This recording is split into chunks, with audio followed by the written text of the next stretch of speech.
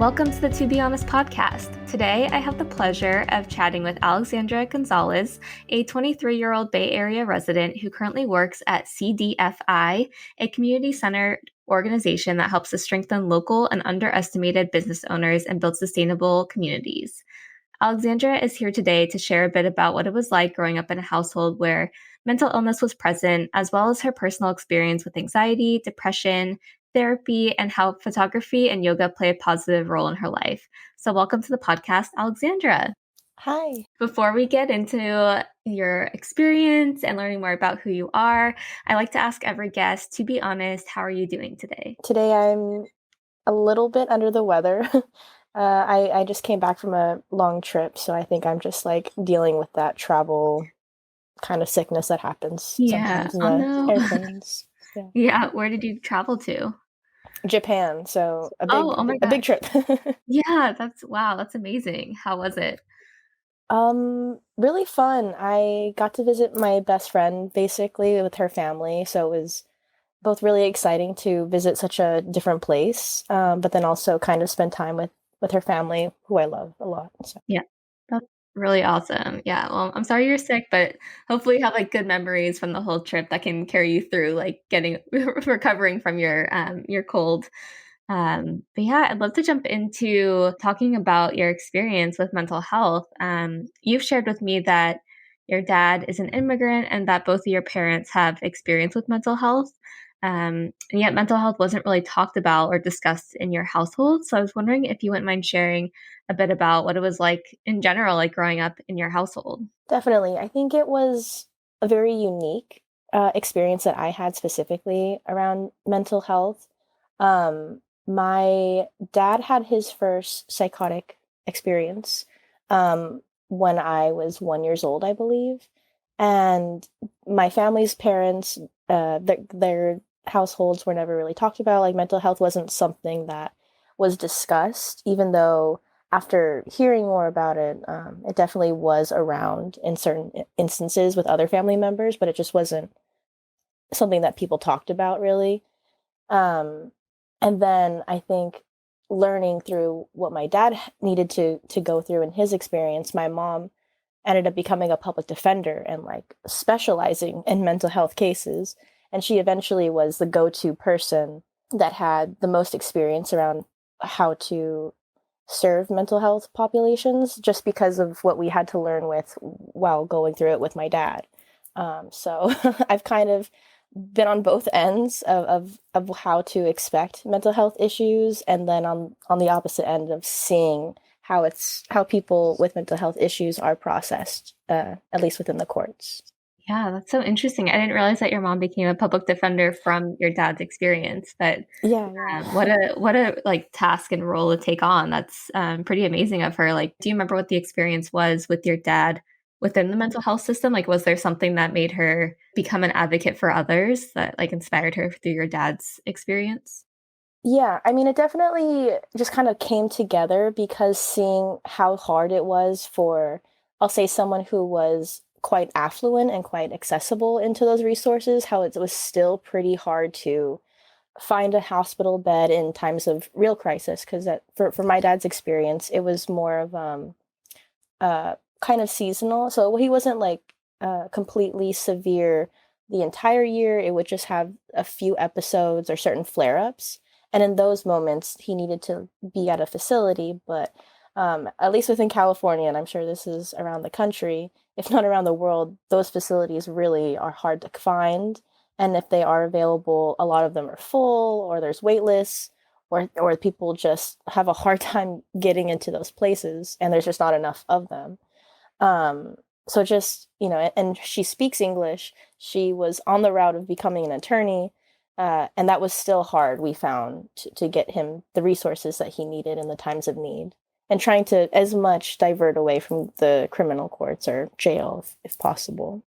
Yeah, I think that just speaks to, I don't want to say like how terrible our mental health system is, but our mental health system is definitely broken in a sense of it's so hard to access care, whether you're using private pay, whether you have Medi-Cal, it's just so hard to find the care you need and in a timely manner. So, um, I just give a lot of kudos to your mom for, braving that field and trying to make a difference. I think that's really incredible. Did you have a full understanding of what was going on when your dad was experiencing his psychotic break? I mean, probably no. I mean, as I've gotten older, and I'm sure we'll talk about more my own journey within therapy, but I've definitely realized a big chunk of it was quite fearful. I think just experiencing it was a lot of more of an emotional understanding and not really much of a like, oh, he's becoming overwhelmed, and that as a trigger, like as a 9-year-old, 8-year-old observing things, it's you can't put that together, but you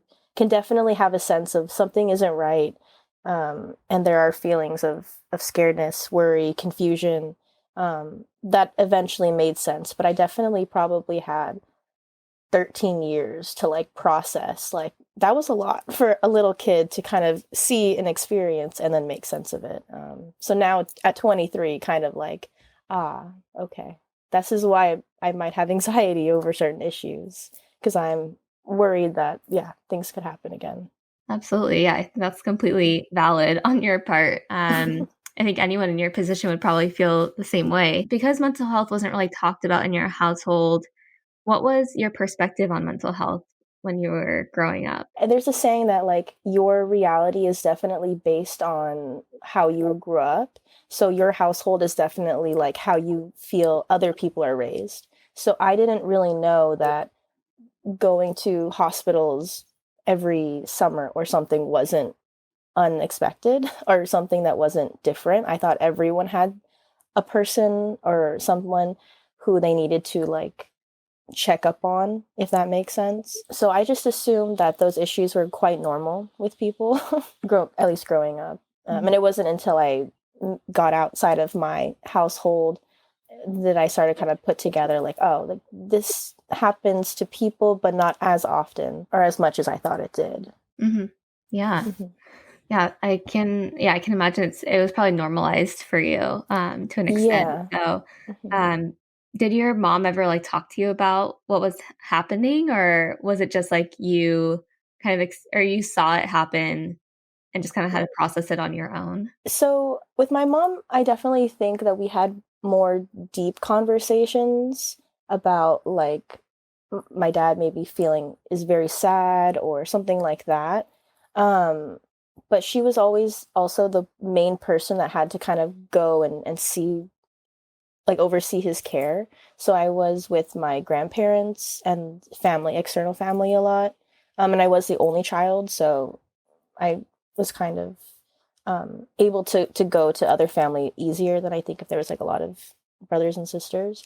And with my grandparents, who I stayed with on both sides, they didn't talk about mental health growing up at all. So it was just that, like, at least from my dad's side, my Mexican side, they would just say that he's very sick, almost like a cold. And so it was, I don't want to say like normalized, but it was like the explanation wasn't as deep or as thorough, I think, to help make sense of it. It was just, oh, he's sick right now.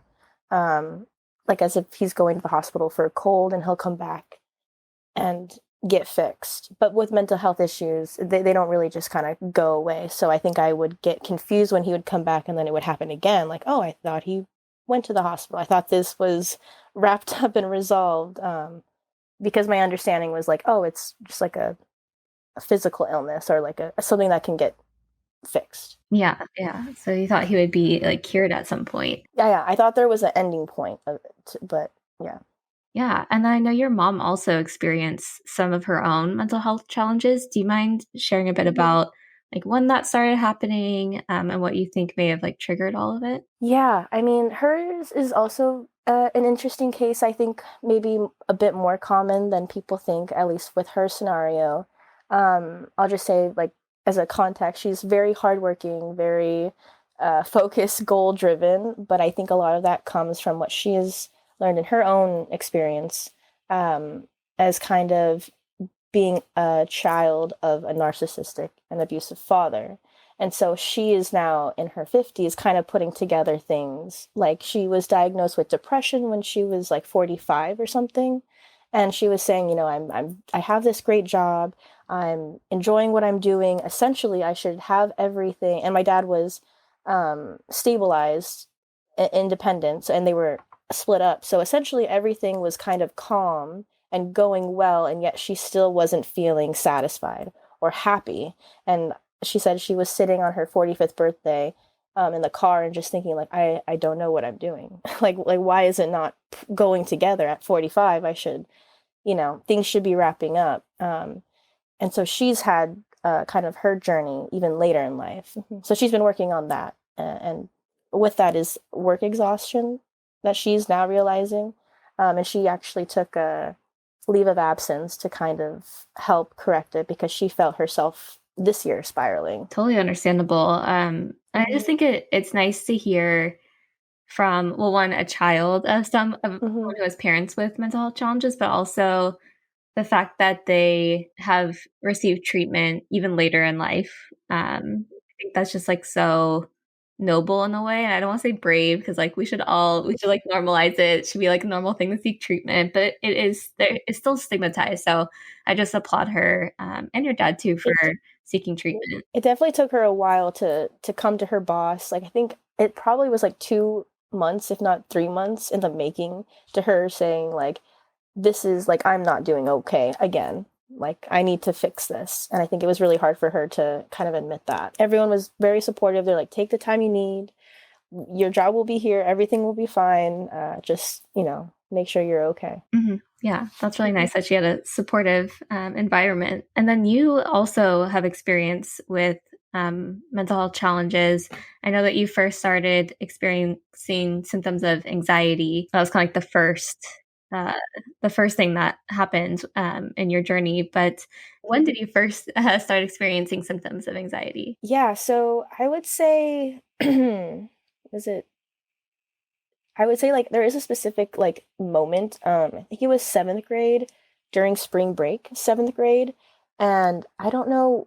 I can't remember the first panic attack that I had, but I had like this series of panic attacks where it was like four within like 3 days or something.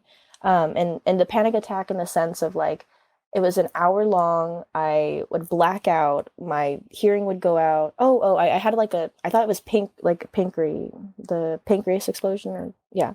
And I went to the emergency room because I was like passing out from this pain that I couldn't describe or talk about because it would like re-trigger me, which was an odd thing. And eventually they ruled out like all of the neurological possibilities, no seizures, no epilepsy. And he said, well, I think she's just having panic attacks from anxiety. I was like, I don't even know what that was. And then as we were reading the descriptions, I was like, well, those are all the symptoms. Like, that's exactly how I feel. Like, I'm falling, like, I'm dying, but I'm like, okay, physically, everywhere else. So yeah, that kind of was like the first step into learning how much anxiety can really take over if not treated or looked at. Yeah. Do you remember what triggered your anxiety and panic attacks at first? Yeah, so it was actually um, my uncle on my mom's side. He was diagnosed bipolar schizophrenic, and I guess he was having one of his manic episodes. And he visited me at school to ask me why our family wasn't talking to him. He kind of had this paranoia to him that people didn't like him and et cetera, et cetera. But I was like, was it 13 in seventh grade? So about 13 years old. And I think that was like the first panic attack that I had from that. And I think it just kind of carried out through the rest of that week. Yeah. Did you find a way to cope or like learn to cope with the panic attacks and the symptoms you were experiencing? At the time, I probably didn't know it was coping. And it was probably kind of almost like a coping mechanism that I've learned to now not do so much, but getting in tune with myself. And it was first like self-isolation. Like I was very attuned to just being by myself, which kind of hurt me a bit in the end. But also helping to just kind of know that like I am a person who needs to calm myself, and I can get overstimulated quickly, but knowing that I can go to the nurse's office or I can just sit somewhere by myself and just kind of breathe. And that is like a very important thing for me to know that I can do, and that I'm supported, or at least I should be in places that do allow me to have moments of like calm, but to be careful not to self-isolate too much because that's the extreme end. Yeah, I'm glad you mentioned breathing though, because I feel like it's something we do every day, but when you find like certain techniques of breathing to help you through anxious moments or any stressful situation, it can be like a real game changer. So I'm glad that that was helpful for you. I hope others kind of check it out and learn a bit more about the importance of breathing.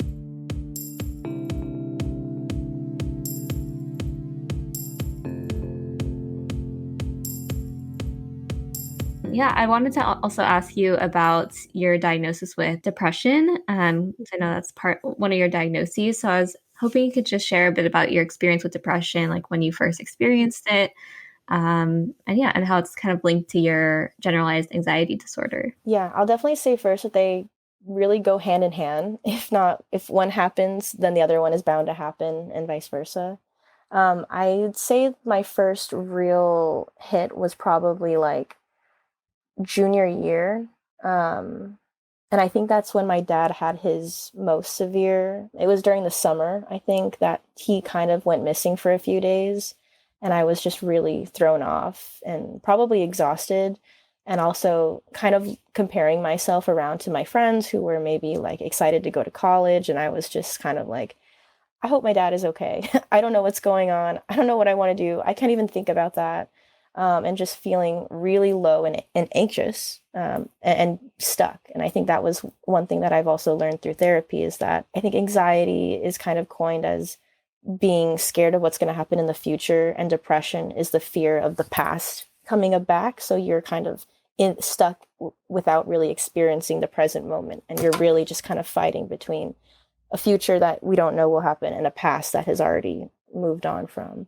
And I think that depression lasted like probably all the way until the end of high school. And that was kind of a struggle because I was skipping class a lot, was really unhappy with getting up, moving myself to school. It was just hard to focus. But thankfully, got it finished.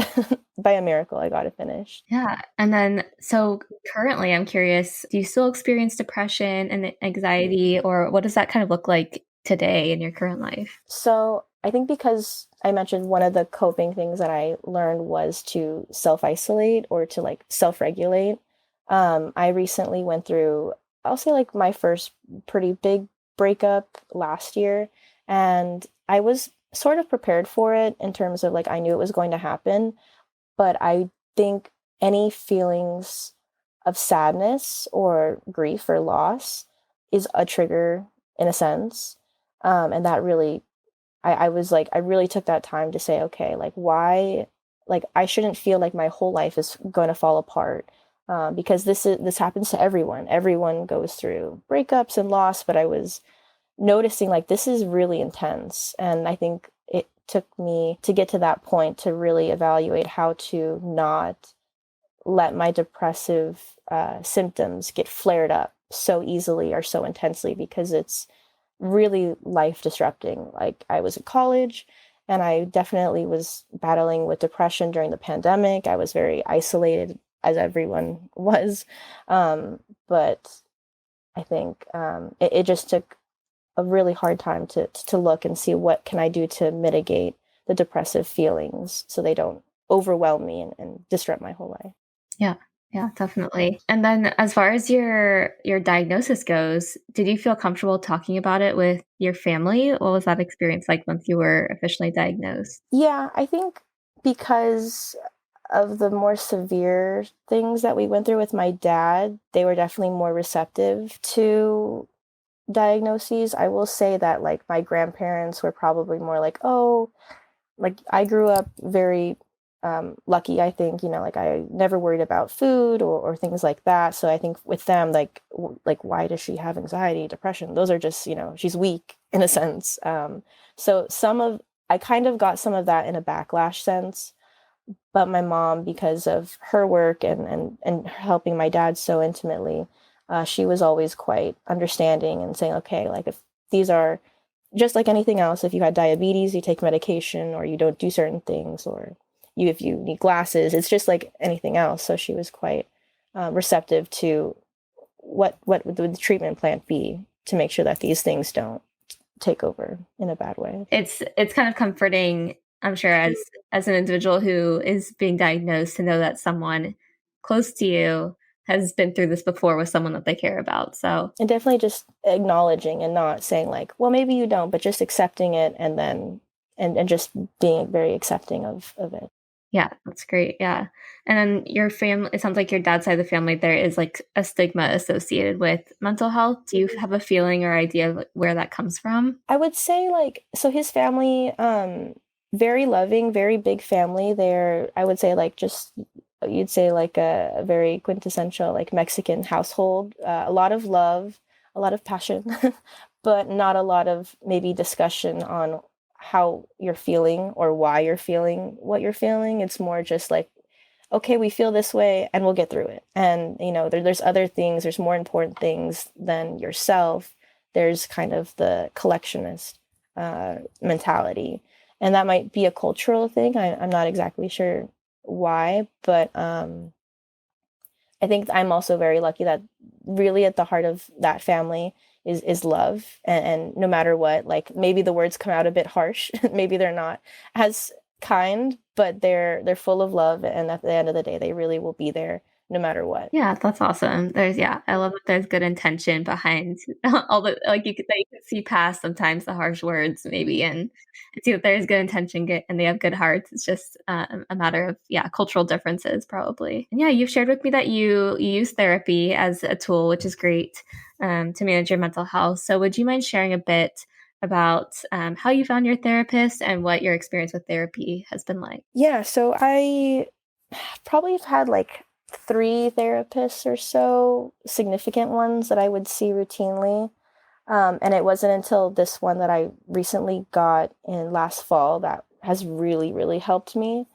So that just goes to show like it takes a while to find someone, and the pairing, the matching, just like finding friends, it takes a while to find a good match. The process of getting a therapist was also kind of lengthy. I had to call my insurance, and then I had to call the mental health insurance. Then I had to get a long list of people, call them, find out like probably a third of them aren't even in business anymore. And then the ones that are in business maybe don't even take our insurance anymore. Wait on waiting lists that were upwards of 2 to 3 months. So I met with a few, and then eventually found her, read her description, saw that she was a woman, that she had familiarity with working with mentally ill individuals in a court setting that I thought was nice for me, just because I have experience talking about it. It's not my first time talking about feelings and words that are used in therapy, which is definitely its own set of language skills that takes a while to learn. Um, but yeah, it was definitely a lengthy process, which can be improved. And I hope it gets, more accessible for people who aren't as versed, maybe. Yeah, definitely. Um, Out of curiosity, if you don't mind sharing, I know for me, like going into my first therapy session, it was like the Mhm. unknown that kind of scared me and prevented me from going for so Mm. long. So, do you mind just sharing a bit about like what your first session with this therapist was like and what made it different from the other ones before that weren't as helpful? I think in some ways, way more confused going into this one. And part of that is probably the breakup, like, and the relationship that I had was very confusing to me. I knew that that person wasn't good, and yet I still miss them. And I was wondering how, in the greater sense, me as a person tied into that. Like, what did that say about me missing this person who was objectively quite mean to me during a lot of our relationship? So I was very confused, but I think this time way more receptive. Like I just want to hear, like I want some clarity, and I will listen to, like, I want to take accountability, whatever I can do to fix this confusion, because it just felt so muddying. It just felt like I couldn't see, like, it felt like affected, like if I went to go order food, like I was so confused at looking at the menu just because of all this like internal confusion about life. So I definitely think I walked in with just wanting to fix my overall clarity and just hearing whatever I could to get to that point. Yeah. And then was there anything that your therapist did to like put you at ease and make you feel comfortable in that in getting that clarity? It was, I think, at first, which I didn't like, but she said, like, not she just said, but it felt like there wasn't anything specific. I think with other therapists, they said, okay, well, within like the first session, they wanted to identify things and goals to work on. And with her, she just said, like, we will see what comes up. We don't need to attack anything. There doesn't need to be an end goal or an end point. We just will see and we'll listen together what comes up and how we can address things. And I think that was really nice for me to not maybe feel a sense of pressure to find something, a new label, a new diagnosis, a new something, because it's all, at least what I've found for me, it's like it all makes sense. Like it makes sense why I get quite anxious. It makes sense why the depression comes.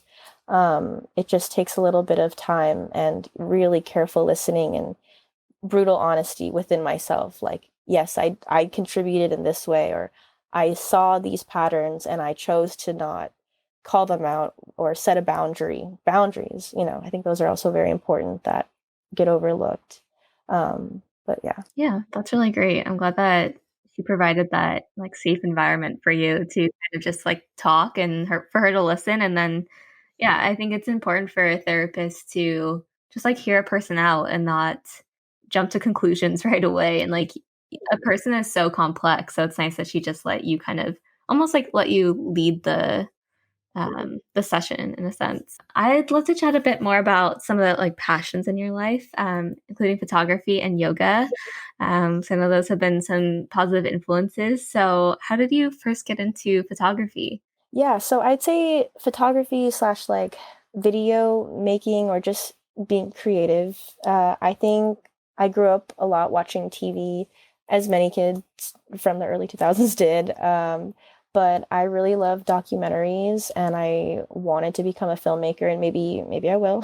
But so in high school I did a lot of like video stuff with our journalism team and our yearbook team.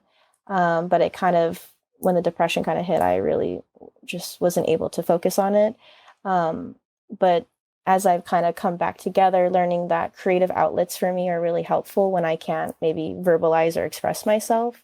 So a little like therapy assignment, we'll say, because I would get homework sometimes, it would just be having my film camera, which was like a less technology focused thing. It's just straight film, point and shoot, and just to like walk around, get outside. And I ended up doing some traveling with a few friends to really beautiful places. We went to Portugal with just me and one friend, and we just walked around for like a few days, random towns and stuff. And that was really cool. But even just in my neighborhood, um, taking the time to look at the world and not have to put together labels on it. It was just enjoying nature or enjoying a walk. Really helped to ground me, even when I couldn't maybe be at home. Yeah, that's really cool. Yeah, it's so funny you mentioned that because to be honest, it's hosting photography walks right now at different parks in the area. So they're free. I mean, this won't come out. There'll probably be some in the fall, but so hopefully when people hear this, they can sign up for the new sessions. But yeah, it's so cool to just like enjoy your environment and see it from a new perspective through your lens. And just, yeah, get some movement in, walk around. So that's really cool. I love that you've really gotten into like photography and film. But yeah. And then for yoga, when did you first get into yoga? I think I started around, what's it, October of last year.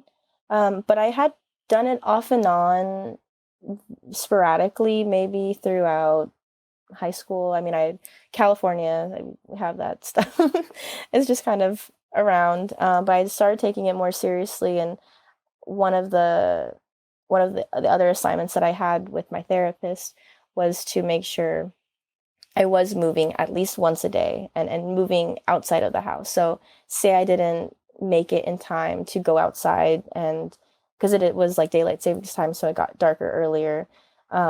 So if I didn't want to take a walk in the dark at night, then I'll go at least do a yoga class, and that's not as intense. I don't have to like talk to anyone directly, but I'm still with people in a very calming environment because they put on low music, low light. And so that was at least a thing that I could feel accomplished for was doing that. And that felt really good. Yeah. And then for those interested in starting a new hobby like photography or yoga, but maybe are like a little scared to do so, what advice would you give them? I mean, I think things like photography and yoga are definitely things that anyone can start up without money, or because I think that's another barrier, like is opportunity or means. Like those are specific times in a day that maybe people have work. But another thing could just be like those things you can do at home first, and then once you get comfortable actually doing the activity, you can maybe look out for free like yoga, like free yoga in a park. I see that a lot, or like the photography walks that you were talking about. Another thing that I also really love is music. That has always been very calming for me. And community colleges, they're really great. And I know that I think you can take like a beginning level guitar or piano class for like $50. And at least with that is a little bit more guided. You can also sit in on classes. I know a lot of teachers just love having people around. So maybe if you wanted to just ask the teacher, like, hey, like, can I just come in once every now and then? They might even say yes. But I think finding things that genuinely spark interest in you and not maybe like finding things that look cool or trendy will be better in the long run because you'll have a personal take. But yeah, can start small and then branch out. I love that. I love that advice to like start from home and work your way up. And just, I hope this inspires someone to start a hobby if they've been thinking about it. Sometimes it's just like the thought of like failing at something can prevent someone from starting something. So yeah, if you're listening, go out there and try a new hobby. Everybody starts new things all the time. Exactly. Yeah. Well, thank you so much, Alexandra, for being on the podcast. It was so nice getting to hear about your experience. Thank you for being so open and honest about your experience with anxiety and depression. If you'd like to share, where can people go to learn more about you? I have a LinkedIn page, I guess, that has a list, and I'm definitely willing to take any contacts from there. It's under Alexandra Xochitl, Xochil. Sounds good. All right. Well, thank you so much again. I hope we can stay in touch and you can provide us with some updates. Maybe one day you'll be teaching yoga and we can all attend a class or something. But until then, I hope you take care. All right. Bye. Bye-bye.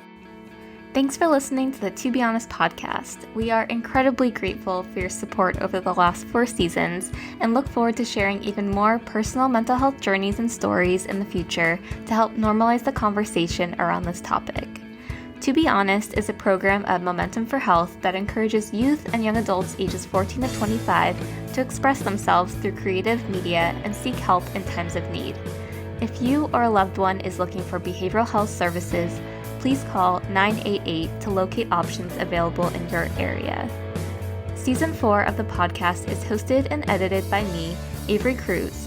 We'll also be incorporating a few special episodes into the season, created and recorded by a handful of our Youth Advisory Board members who will be introduced in future episodes. The podcast theme music was created by Julia Steele. To learn more about the To Be Honest program, please visit www.tobehonest.today and follow us on Instagram for the latest news at tobehonest.today. Bye!